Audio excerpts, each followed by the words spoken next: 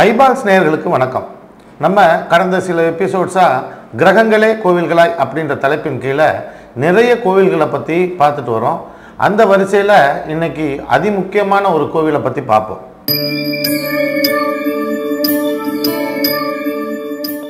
திண்டுக்கல் மாவட்டத்தில் திண்டுக்கல் பக்கத்திலேயே தாடிக்கொம்பு அப்படின்னு ஒரு இடம் இருக்குது.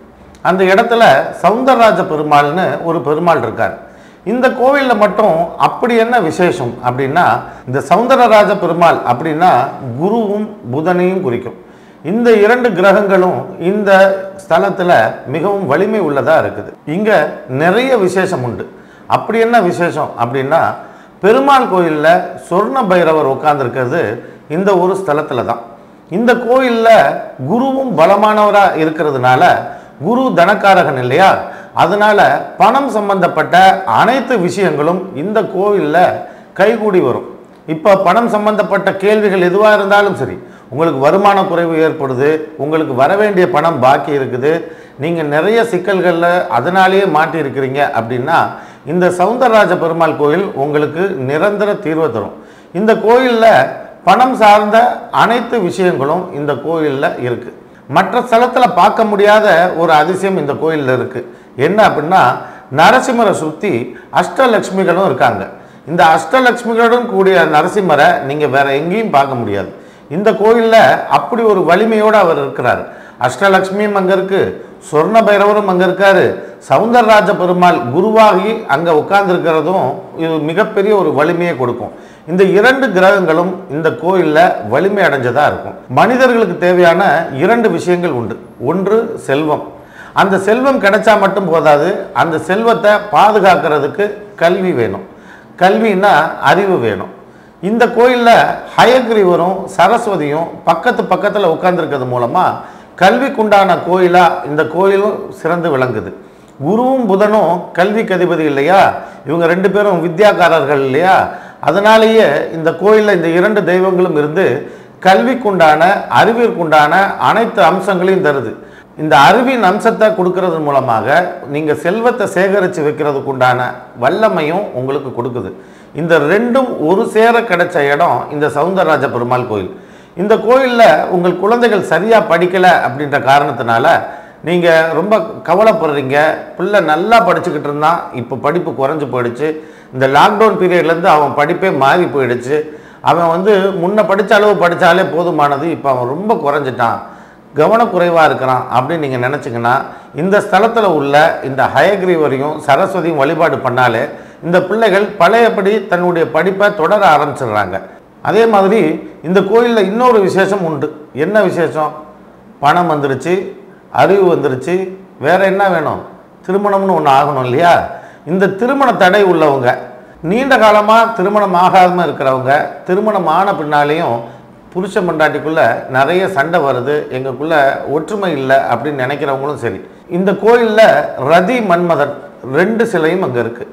திருமணம் ஆகாமல் கஷ்டப்படுறவங்களும் அல்லது ஒற்றுமை இல்லாமல் அவதிப்படுறவங்களும் இந்த ஸ்தலத்துக்கு இந்த சாமிக்கு அர்ச்சனை அபிஷேகம் செஞ்சுட்டு வந்தாலே இவங்களுக்கு வெகு விரைவில் திருமணமும் நடைபெறதுக்குண்டான காரணமாக அமைஞ்சிடுது. எதற்காக இங்கே ரதி மன்மதன் கோயிலும் அமைஞ்சிருக்கு அப்படின்னு நம்ம யோசிச்சோம்னா, இது குருவுக்கும் புதனுக்கும் உண்டான கோயில்னு சொன்னேன் இல்லையா. குரு தான் உங்களுக்கு திருமணம் அமைத்து தர்றதுக்கு மிக முக்கியமான கிரகம். நம்ம குருபலம் வந்துருச்சா இல்லையா, குருபலம் வருதா பாருங்க, அப்போ தான் பிள்ளை கல்யாணம் ஆகும், இதெல்லாம் நம்ம யோசிக்கிறோம் இல்லையா.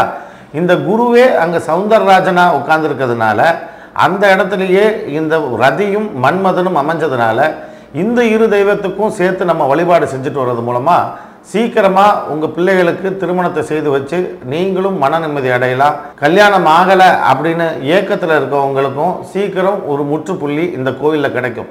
இப்படி பல சிறப்பம்சங்களை ஒரே கோயிலில் அடக்கி குருவும் புதனுமாக உட்கார்ந்து இந்த இடத்துல நமக்கு தேவையான கல்விகளையும் நமக்கு தேவையான திருமண தடைகளை அகற்றுறதும் நமக்கு தேவையான செல்வங்களை வாரி வழங்குறதும், இது எல்லாத்துக்கும் இந்த குரு ஒருத்தரே காரணமாயிடுறார். கல்விக்கு புதனும் சேர்ந்து வந்துடுறார். இந்த ஒரு கோயில் போனால் போகிறோம், நமக்கு தேவையான பிரச்சனைகள்ல இருந்து நம்ம ரொம்ப சுலபமாக வெளியே வர முடியும். இன்றைக்கும் இந்த கோயில் போய் பார்த்தீங்கன்னா ரொம்ப பழைய கோயிலாக கலை நயத்தோடு கட்டியிருக்கிறாங்க. விரல் நுனியிலிருந்து நகைக்கண்ணில் இருந்து எல்லாம் அவ்வளவு அச்சு பெசகாமல் இருக்கும். அப்படி ஒரு பழமையான கோயில் இது. அந்த காலகட்டத்தில் இருக்க டெக்னாலஜி இன்னைக்கு வரைக்குமே அதை ரீப்ளேஸ் பண்ணுறது அளவுக்கு வரலை. இந்த கோவிலில் தான் ரங்க மண்டபம்னு ஒன்று இருக்குது. ஒவ்வொரு தூண்லேயும் ஒவ்வொரு கல்லுலேயும் ஒவ்வொரு விதமான ஓசை வரும். அப்போது ஒவ்வொரு கல்லுடைய தன்மையும் வெவ்வேறு இடங்கள்லேருந்து கொண்டு வந்து அமைச்சது. ஒவ்வொன்றுத்துக்கும் ஒவ்வொரு சத்தம் வர மாதிரியான கற்களை தேர்ந்தெடுத்து அதை இந்த இடத்துல அமைச்சிருக்காங்க. அது இந்த கோயிலையும் ஒரு விசேஷம். இவ்வளவு பழமையான ஒரு கோயிலை பற்றின அருமை நமக்கு நிறைய பேருக்கு தெரிகிறதில்ல. இது நம்ம தமிழ்நாட்டில் இருக்கிறது நமக்கு மிகப்பெரிய ஒரு சந்தோஷம். திண்டுக்கல்லை சேர்ந்தவங்க மட்டும் இல்லை, மற்ற ஊர்களில் இருக்கக்கூடிய நபர்கள் கூட இந்த கோயிலுக்கு ஒரு முறை போயிட்டு வரணும்.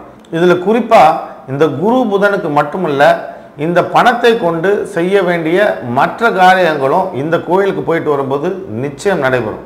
என்ன விஷயம் அப்படின்னா, நீங்கள் வீடு கட்டுறதுக்கு ஆசைப்பட்டு நீண்ட காலமாக வீடு கட்ட முடியாமையோ அல்லது வீட்டின் மேலே ஒரு மாடி கட்டணும் அப்படின்னு ஆசைப்பட்டு அதுவும் எதுவுமே செயல்படாமல் நீண்ட காலமாக தடைப்பட்டுட்டு வந்தாலும் சரி, நீங்கள் ஒரே ஒரு செங்கல் எடுத்துக்கொண்டு போய் அந்த கோயிலில் இருக்க பைரவர்கிட்ட வச்சு திரும்ப வாங்கி வந்து அந்த கட்டுமானத்துக்கு உபயோகப்படுத்துனீங்கன்னா அந்த கட்டுமானம் எந்தவித பிரச்சனையும் இல்லாமல் ரொம்ப சுலபமாக முடிகிறத நீங்களே கண்ணால் பார்க்கலாம். இப்படி ஒரு அதிசயத்தையும் அற்புதத்தையும் தன்னுள்ள அடக்கியிருக்க இந்த கோயிலுக்கு நம்ம எல்லாரும் ஒரு முறையாவது போய் நம்ம அந்த அழகையும் ஆனந்தத்தையும் அனுபவித்து நமக்கு தேவையான நற்பலன்களை பெறுறதுக்கும் இந்த கோயில் ரொம்ப முக்கியமான ஒரு கோயிலாக இருக்கும்.